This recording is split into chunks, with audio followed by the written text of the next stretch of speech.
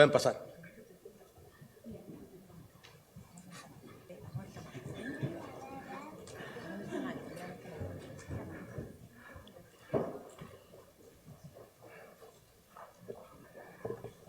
Bueno, hermanos, continuamos con la serie que iniciamos el domingo anterior y que hemos titulado serie sobre el Sermón de los Olivos o el Discurso de los Olivos, como también se suele llamar. Este pasaje está en Mateo capítulo 24, el de hoy, en los versos del 4 al 14. Y el mensaje lo hemos titulado Un mensaje para el futuro. Pero esta serie, que incluye los capítulos 24 y 25 de Mateo, es la que así hemos titulado el Sermón de los Olivos. La realidad es que se ha debatido muchísimo y con frecuencia se ha malentendido en gran medida este pasaje o estos dos capítulos de Mateo 24. Los que van a él muchas veces lo hacen con ideas preconcebidas, con sistemas teológicos particulares o con cierto esquema interpretativo, y lo que hacen es que complican y como que restan a la simplicidad de este gran sermón del Señor, que indiscutiblemente tenía la intención de que los discípulos conocieran acerca del futuro. Ellos, su audiencia inmediata, nosotros que a lo largo de los años los leemos y nos fortalecemos en ellos, y especialmente aquellos que lo van a leer y estudiar y lo van a tomar como una guía en los tiempos futuros que ocurrirán antes de su manifestación gloriosa o su segunda venida. Una de las grandes cosas que nos enseña es que Dios conoce el futuro. Él es Señor de nuestro presente y de nuestro futuro. Que no importa cuán malas se estén poniendo las cosas hoy y se sigan poniendo en los días venideros, Dios sigue siendo Dios. Él es el soberano. Él conoce lo que ha de ocurrir. Nunca pierde el control. A mí me produce eso una inmensa paz, una paz profunda, que no importa cuán inquietas se muestren las aguas en este embravecido mar llamado mundo, Dios es el piloto. Él es el Señor. Él conoce el futuro y quiere que nosotros conozcamos acerca de lo que ha de ocurrir. No hay por qué complicarlo. Entiendan que los discípulos no eran gente erudita. Eran hombres sencillos, toscos pescadores. Y el propósito que Jesús tenía era darle claridad y ánimo a ellos. No producirles complejidad, no provocarles ansiedad. Él quería alentarles. Recuerden que ellos habrían estado totalmente confundidos con las intrincadas interpretaciones que a veces se le proponen a este pasaje. Es preferible tomar las palabras de Jesús de la manera más sencilla posible, de la manera más directa. Y con el versículo 4 es que comienza este discurso del Monte de los Olivos, y se le llamó así o se le llama así porque fue allí en el Monte de los Olivos donde Jesús lo tuvo, y fue provocado por una repregunta que los discípulos le hicieron, como vimos en el mensaje anterior, en el verso 3. Ellos se le acercaron aparte y le dicen: Señor, dinos cuándo serán estas cosas y qué señal habrá de tu venida y del fin del siglo. Tengamos en cuenta que los 12, según Lucas 19:11, pensaban que el reino de Dios se iba a manifestar inmediatamente. Y los sucesos que habían estado antecediendo a este sermón confirmaron esa idea, hicieron que se arraigara aún más en sus mentes, de una manera firme. Recuerden que durante mucho tiempo habían creído que Jesús era el Mesías, Juan era el precursor profetizado. Cuando entra en Jerusalén aquel gentío enardecido, le aclamó.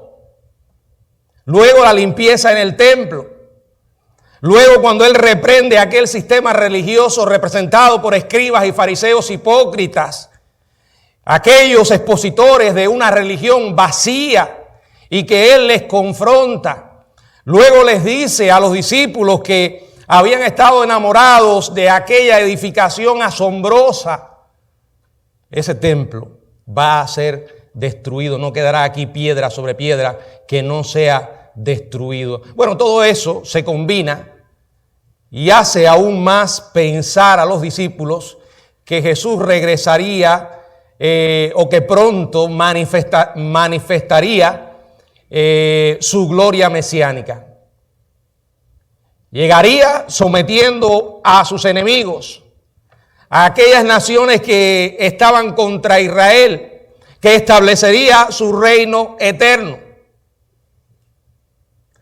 Tenían un problema, y un serio problema, para aceptar también las numerosas predicciones que él había hecho de que antes tenía que padecer, morir y resucitar. O sea, ellos no tenían la capacidad para distinguir una separación entre su primera venida como siervo, hacerse hombre, según Filipenses capítulo 2, el despojamiento divino, la kenosis, y su regreso o su manifestación gloriosa. Ellos supusieron que predicar, curar, consolar, reprender a los enemigos, restaurar a Israel, todo ocurriría al mismo tiempo en la historia. Y al igual que los profetas del Antiguo Testamento que hablaron del Mesías, los discípulos veían una sola venida. O sea, una sola secuencia de acontecimientos. Por ejemplo, Isaías 61. En los versos del 1 al 11 hay un ejemplo claro. Jesús toma este pasaje cuando él va a un culto en una sinagoga y comienza a leerlo después de haber sido invitado a leer. Y allí es donde por primera vez él da una clave de que su venida tendría dos partes. Él deja de leer en medio del verso 2 y omite la frase que venía, que dice: y el día de venganza del Dios nuestro. Y entonces les dice, mirándoles con autoridad: hoy se ha cumplido esta escritura delante de vosotros. Allí les estaba diciendo: hay un espacio, hay un tiempo indefinido que se tiene que cumplir antes de mi regreso como Rey de Reyes y Señor de Señores. Jesús estaba resaltando que no había venido a dictar juicio, sino solo a predicar el Evangelio y a sanar enfermedades en aquella ocasión. ¿Por qué? Porque Él vino por primera vez a tratar con la más grande necesidad humana. Y ya ustedes lo saben porque suelo repetirlo una y otra vez. La mayor necesidad del mundo no es en el orden material, ni en ningún otro orden producido o en el que nos desenvolvemos los humanos. Es un orden espiritual. Es un problema espiritual. Somos pecadores. Necesitamos un Salvador. Y gracias a nuestro bendito Dios que ese Salvador vino por primera vez. Y que por eso hoy podemos cantar, como decían estas alabanzas, y podemos predicar: hay esperanza, hermanos. Y esa esperanza nos viene de Dios. Ese Salvador vino por primera vez a morir en la cruz, a hacer posible nuestra redención, a hacer posible que tú y yo, seres pecadores, perdidos, sin esperanza y sin Dios en el mundo, podamos hoy estar de pie y relacionarnos con el Dios vivo. Qué maravilla, no solo conocerle, sino poder viajar en medio del desierto de este mundo con la seguridad de que nos acompaña. Y no, hay más, se pone aún mejor. Aún la misma muerte, siendo la amarga cosecha de nuestro pecado, ya hoy no es nuestro enemigo, sorbida es la muerte en victoria. La palabra misma dice que aún Él nos guiará aún más allá de la muerte.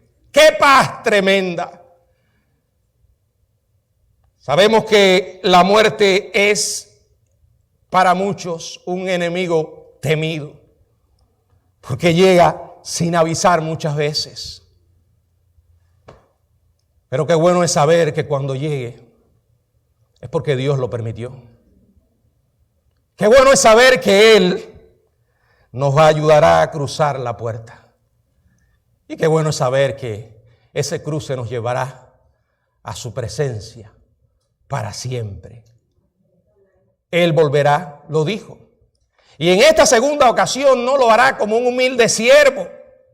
Él volverá como el soberano de la tierra, el soberano Rey de reyes y Señor de señores. Aquel que hoy rechace a Jesucristo como Salvador y Señor tendrá que enfrentarlo como juez. Pero en aquel momento los discípulos carecían de la capacidad para poder ver ese momento. Ellos pasaron por alto la pista que Él les había dado.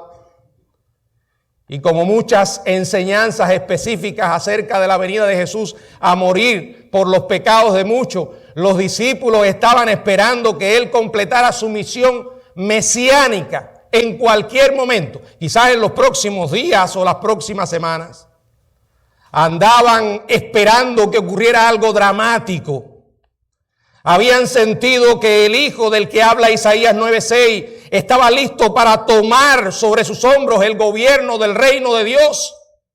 Y que aquel que según Daniel capítulo 2 verso 34 sería la piedra cortada, no con mano, se hallaba lista para aplastar el poder de los hombres malvados.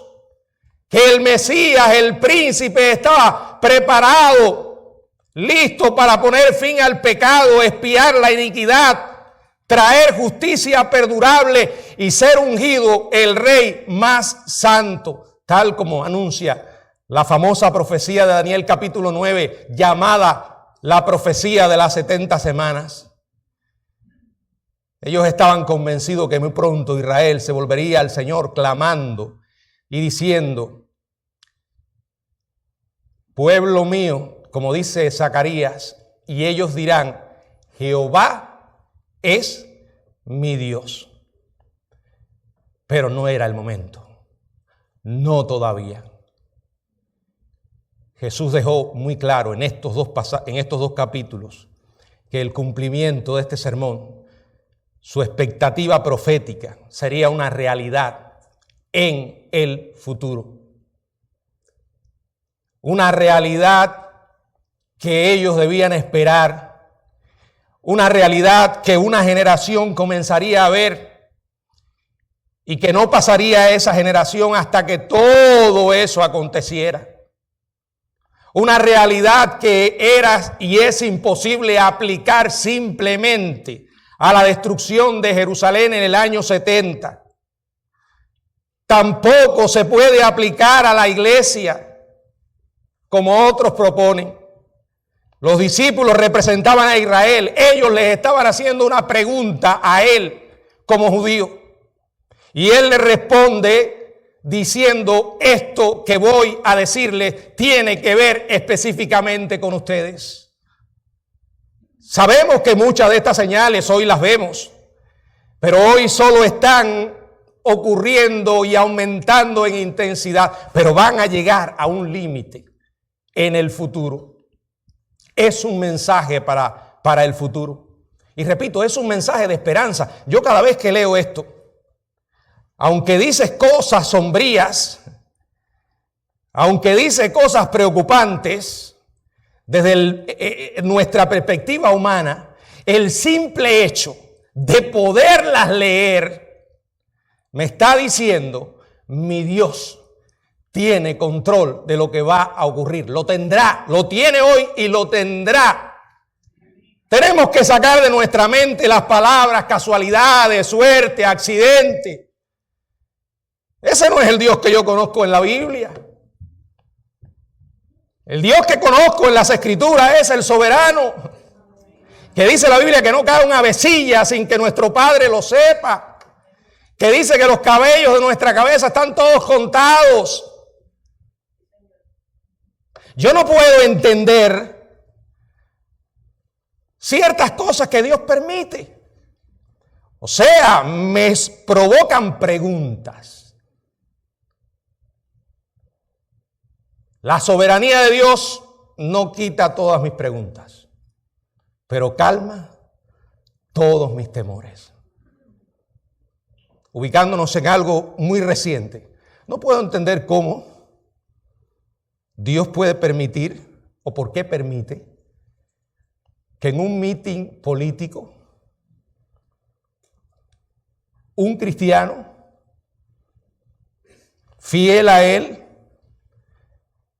padre de familia, intentando proteger a esa familia, recibe un disparo letal y le quita la vida. Y por otra parte, permite que a un político, quizás futuro presidente de los Estados Unidos, una bala le pase a milímetros de su cabeza, no le perfora el cráneo porque unos minutos antes, o un segundo, milésimas de segundo, mueve la cabeza y el hombre queda milagrosamente vivo. No lo entiendo. Ahora, si algo me dice que Dios tiene un propósito con este hombre. O sea, hay preguntas, yo sé que hay preguntas, pero yo no me voy a poner a decir, oye, qué suerte tuvo el hombre, Trump. No es suerte. Como tampoco el otro tuvo mala suerte. El hecho de que tú y yo seamos cristianos no significa que tenemos un salvoconducto de que vamos a pasar por este mundo y nos vamos a ir como queremos. No sabemos, hermano. Hay preguntas seguro. Yo estaba leyendo, ayer fue que vi la noticia de la iglesia del Calvario, un joven de 30 años, fiel en la iglesia del Calvario, un músico, un muchacho, tuvo una muerte inesperada, no se sabe la razón, se cayó en su casa muerto, 30 años. Pero para nosotros, la muerte no es un enemigo. Y si llega de la manera que no esperamos y en el momento que no esperamos, Él nos va a ayudar a cruzar. Y lo mejor es que estaremos con Él para siempre. Él tiene control del futuro. Él tiene control del presente. Ahora, ¿excluye eso nuestra responsabilidad? No. Cada uno de nosotros es responsable de las decisiones que toma. Ya sean buenas o malas. ¿Convierte a Dios, el ser soberano, en responsable de todos los actos de maldad y perfidia que vemos en este mundo? No. Porque Él nos creó seres libres. Pero vuelvo a decirle, si Dios no es soberano, tú y yo somos víctimas de la suerte, de las casualidades. No, Él conoce el futuro. Mateo 24 nos recuerda esto. Él gobierna el presente. Es cierto, nuestro Señor Jesucristo todavía no está gobernando sobre el trono de David, va a ocurrir. Pero el Padre dice que está sentado en el trono y la Biblia dice que Él está a la diestra de Dios. Dios sigue gobernando, aunque su gobierno no se haga evidente, pero un día ocurrirá. Las cosas hoy no están como deben estar, pero un día estarán. El hombre no podrá disfrutar de la paz en el presente auténtica y genuina hasta que no se vuelva a Dios.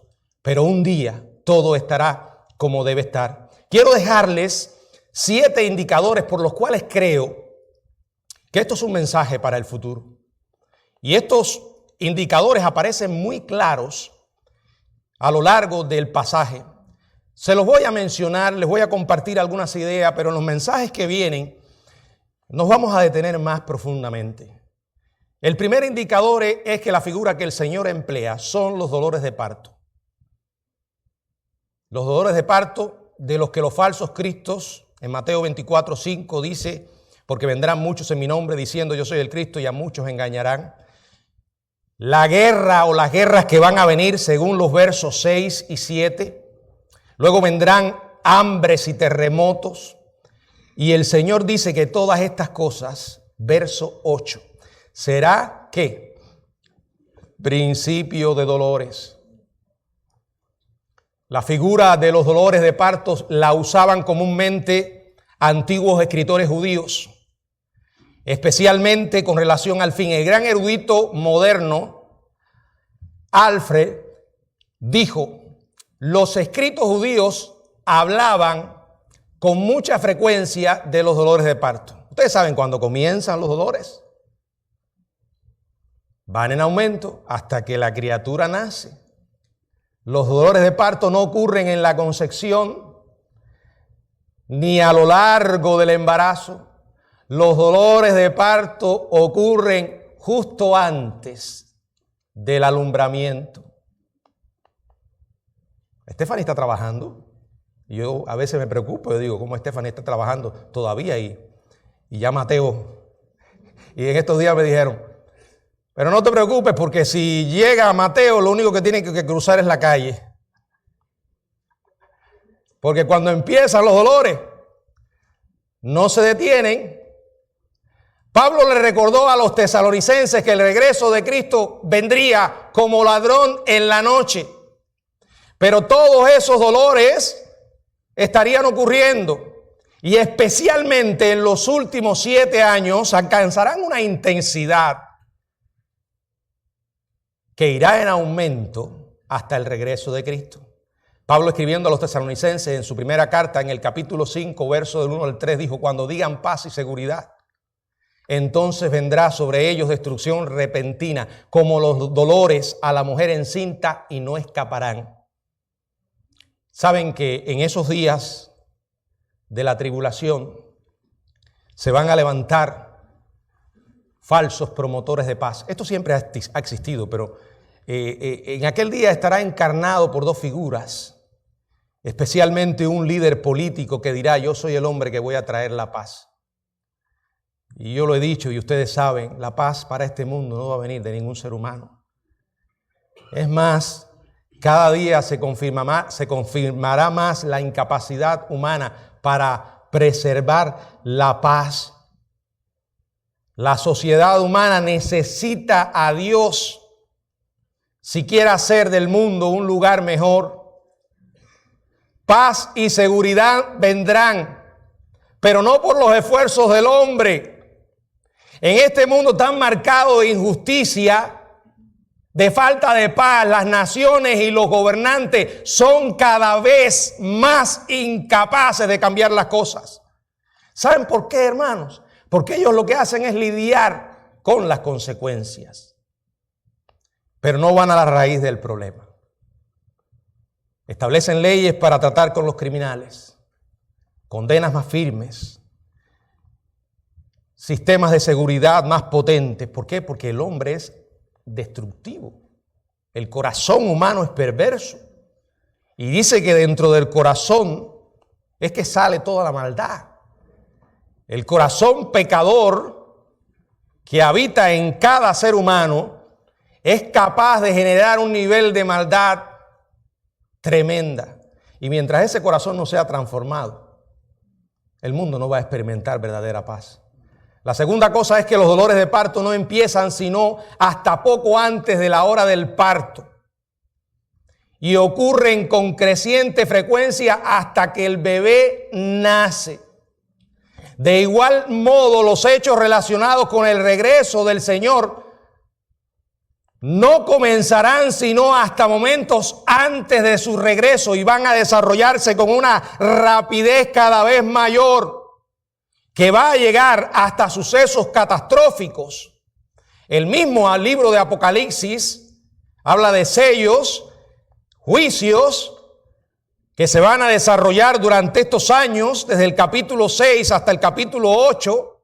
Habla del juicio de las trompetas, El juicio de las copas, de las trompetas en el capítulo 8 hasta el 11, el de las copas en el capítulo 16, y todo esto va a culminar en el capítulo 19 cuando el Señor regresa. El segundo indicador que estos sucesos son futuros se encuentra en Mateo 24, versos 13 y 14, que quiero leerles. Mas el que persevere hasta el fin, éste será salvo.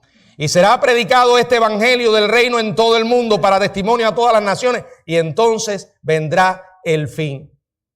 Aquí Jesús habla de creyentes que van a soportar los dolores de parto hasta el final. Y hermanos, esto es obvio. Los discípulos a los que él estaba hablando no vivieron hasta el final de la era. Los hechos del capítulo 24 y 25 no pudieron aplicarse a ellos o a ningún otro creyente hasta hoy, incluso el tiempo presente. ¿Y de qué creyentes está hablando aquí entonces? Bueno, específicamente de aquellos que se convertirán en la tribulación.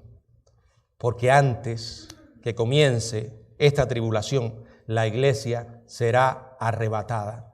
Y él lo que está diciendo no es que se van a salvar por perseverar. Está hablando de que la perseverancia será una marca de la auténtica fe que habita en sus corazones. No solo para ellos, también para nosotros. Esa es la interpretación. Acuérdense que los textos tienen una sola interpretación, pero varias aplicaciones. ¿Se puede aplicar para nosotros? Claro que sí. En medio de los tiempos turbulentos que vivimos, la Biblia nos recuerda, persevera. Y es algo que no hacemos en nuestras propias fuerzas, porque no estamos solos. Es el Señor. Si de nosotros no dependió la salvación, no nos la ganamos. Tampoco depende de nosotros el estar en el camino. ¿Significa la pasividad total? No. Yo voy a obedecer, pero no obedezco mis fuerzas. Y como decía la alabanza, Él es el que me sostiene. Cuando la Biblia emplea la palabra perseverancia, trae implícito la posibilidad de caer. Y de hecho está diciendo, cuesta, te va a costar, va a ser difícil, porque habrá momentos en que estaré débil. Habrá momentos esporádicos en los que puedo caer. Habrá momentos en los que el diablo ponga en mi mente, abandona, Dios se olvidó de ti. Mira el desastre que se ha vuelto este mundo.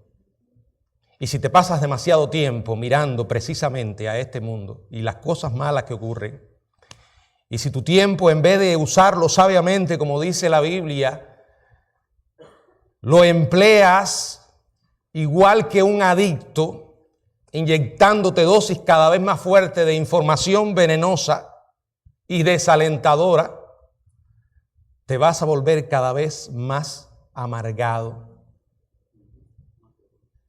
Porque eso es lo que explota el diablo. Donde quiera que hoy mires, hay malas noticias, cosas tristes, cosas que oprimen el corazón. Y a veces el diablo pone pensamientos, Dios se olvidó de ti. No, aquí no se trata de cómo tú y yo nos podamos sentir en un momento determinado. No se trata de cómo nos sentimos, se trata de lo que conocemos. Lo que Dios ha dicho y tú y yo hemos leído en su palabra y debemos creer. Persevera. La Biblia dice que el evangelio se va a predicar. Ese es el tercer indicador, la predicación del evangelio en el verso 14. Y será predicado este evangelio del reino en todo el mundo para testimonio a todas las naciones. Y entonces vendrá el fin.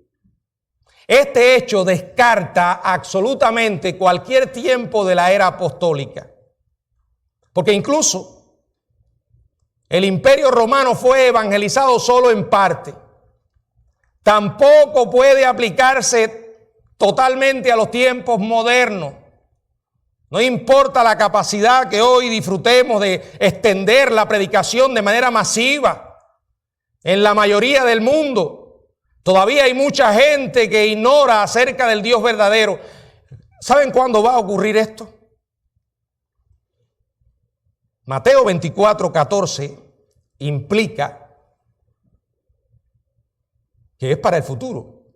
Y Apocalipsis capítulo 14, verso del 6 al 7, nos confirma esta idea, porque aquí se describe una proclamación mundial de manera milagrosa e instantánea, como el último testimonio de Dios a un mundo impío y rebelde. Apocalipsis 14, 6 y 7 dice: vi volar por en medio del cielo otro ángel, que tenía el evangelio eterno para predicarlo a los moradores de la tierra, a toda nación, tribu, lengua y pueblo, diciendo a gran voz: temed a Dios y darle gloria, porque la hora de su juicio ha llegado, y adorad a aquel que hizo el cielo y la tierra, el mar y la fuente de las aguas. Es Dios dándole una oportunidad final al mundo, un llamado final al arrepentimiento y a creer en el Dios único y verdadero. Cuánta misericordia Dios ha tenido, sigue teniendo y seguirá teniendo con los pecadores. Cuántas oportunidades le sigue dando a la gente. Y muchos con corazones endurecidos, ciegos y sordos, rechazan y rechazan. Bueno, de la única manera que podemos entender esto es aceptando lo que dice la Biblia, que el diablo los tiene esclavos y que no se dan cuenta de la condición en que viven pero tan peligrosa. Hermano, la Biblia dice que vendrían tiempos peligrosos. Estos son tiempos peligrosos. Tú y yo vivimos todos los días al filo mismo de la eternidad. Eso no es. Cualquier cosa que se le pueda ocurrir a usted aquí ahora, de las que usted hace todos los días, se puede convertir en un enemigo potencial para cegarle la vida. Y aparte de esas cosas, también está el instinto o la inclinación autodestructiva que tenemos los seres humanos, de dañarnos unos a otros. El Evangelio es la respuesta, porque trata con el pecado. El cuarto indicador es un hecho específico, que la Biblia llama en Mateo 24:15 la abominación desoladora. Daniel predijo esto y advirtió que antes que el Mesías gobierne y juzgue al mundo, vendrá el anticristo, como dice Daniel capítulo 9, verso 27, hará cesar el sacrificio y la ofrenda.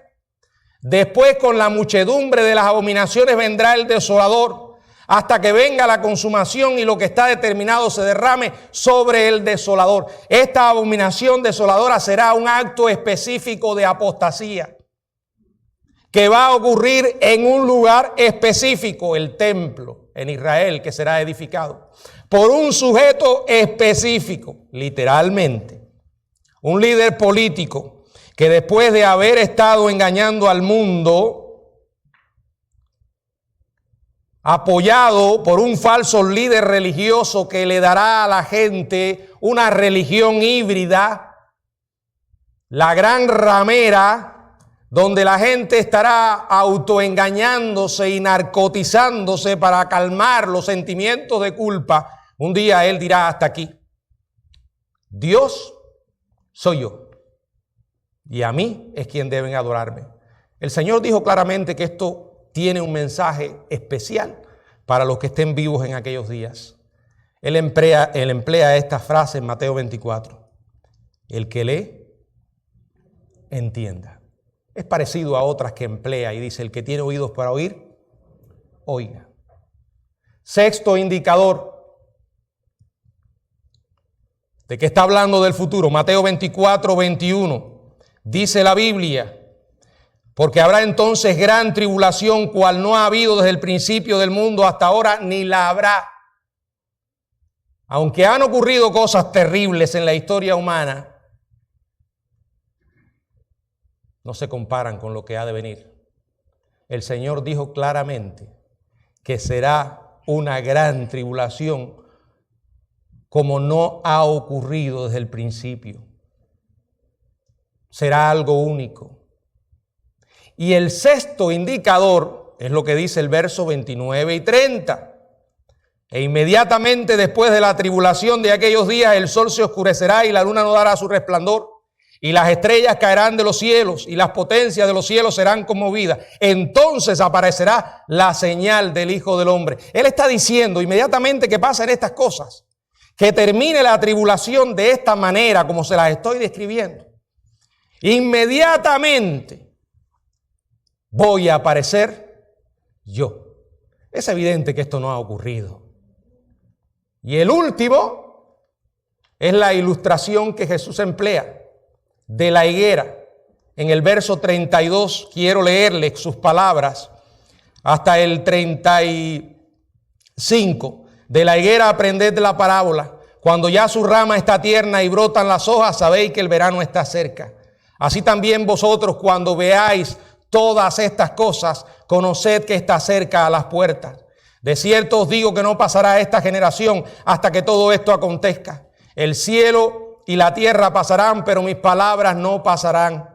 Así como las hojas en cierne de una higuera indican que el verano está cerca, los acontecimientos descritos aquí están diciendo que su regreso es inminente.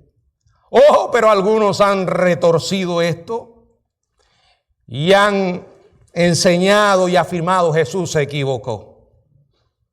Dijo que Él vendría en esta generación que les estaba hablando y no ocurrió.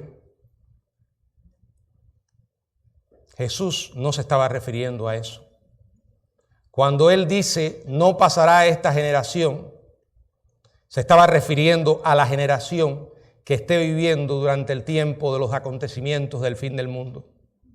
Y Él dice hasta que todo esto acontezca. La idea es todo lo que les estoy describiendo aquí, en Mateo 24 específicamente, se va a experimentar de manera plena dentro de una generación. Generación que no puede ser otra que aquella que esté viva cuando el Señor regrese. Esto es un mensaje para el futuro, pero significó algo muy importante para ellos, los que le estaban escuchando. Significa algo muy importante para nosotros que hoy lo leemos y que tenemos la esperanza, como dice la Biblia, que vamos a ser librados de la ira venidera. Lo mismo que significó para ellos, o que Dios quería que significara, también para nosotros. Vivamos cada día como si fuera el último. Esperemos el regreso del Señor. Él va a volver. Porque lo dijo. Y si Él lo dijo, es suficiente para mí. Y si no dijo la fecha, también es suficiente para mí. Necesito estar preparado. Y la preparación es, cree en su palabra, cree en su mensaje, reconoce que es el Hijo de Dios, que murió por ti en la cruz cuando vino por primera vez y que te prometió: voy a regresar. Le dijo a sus discípulos: voy a preparar lugar para ustedes, pero vendré otra vez. Pero tristemente algunos han perdido esa esperanza. Y no se trata de que lo anden proclamando abiertamente. La manera en que viven lo proclama. Las decisiones que toman todos los días lo proclaman. Algunos viven como si llegaron aquí y aquí se van a quedar. Oh, qué manera tan miserable de vivir. Porque la vida es tan, pero tan incierta, tan insegura, y tú y yo somos tan frágiles. Si no conectamos nuestras vidas con el Dios Todopoderoso y vivo, no hay manera en que podamos vivir de una manera victoriosa para su gloria. ¿Quién es Jesucristo para ti hoy? ¿Reconoces que vino por primera vez? y que hizo todo lo que la Biblia dice que hizo y que es todo lo que dijo que es. Sus palabras hoy son estas. Dice, si no creen que yo soy, en vuestros pecados moriréis. En otras palabras, si ustedes no creen que yo soy quien dije que soy, y no quien el mundo se ha inventado que Él es, aquí está su revelación, su mensaje claro. Y Él te dice, yo morí por ti, ven a mí, arrepiéntete y cree. ¿Qué vas a hacer con ese mensaje? ¿Estás preparado para cuando Dios decida llamarte? Saber a dónde vas y saber, mejor aún, con quién estarás por toda la eternidad. Eso es algo que no te puede ofrecer una religión ni nada humano. Mi esperanza está en Jesucristo, la tuya también debe estar en Jesucristo. Habla con Dios y pídele perdón ahora. Recibe al Señor Jesucristo como tu Salvador. Y dile, Señor, mi vida está en tus manos. Perdóname haber vivido separado de ti.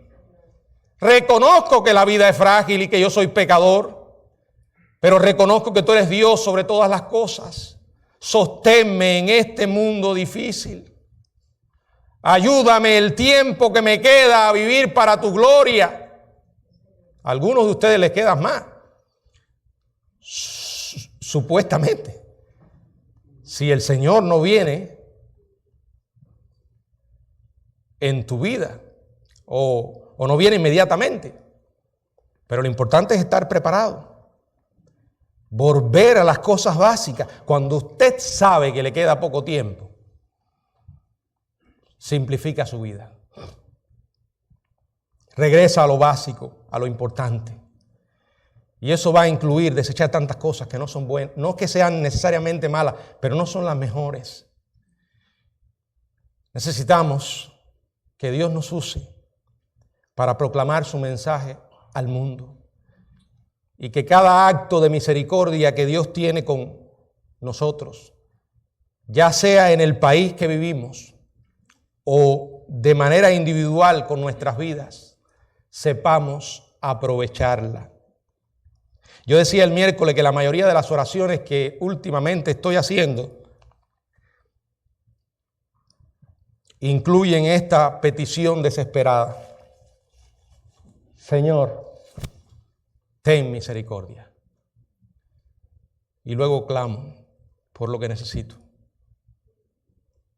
Cada día me hago más consciente de que todo lo que soy y Él me pueda conceder contestando las oraciones de un pobre mortal es por misericordia.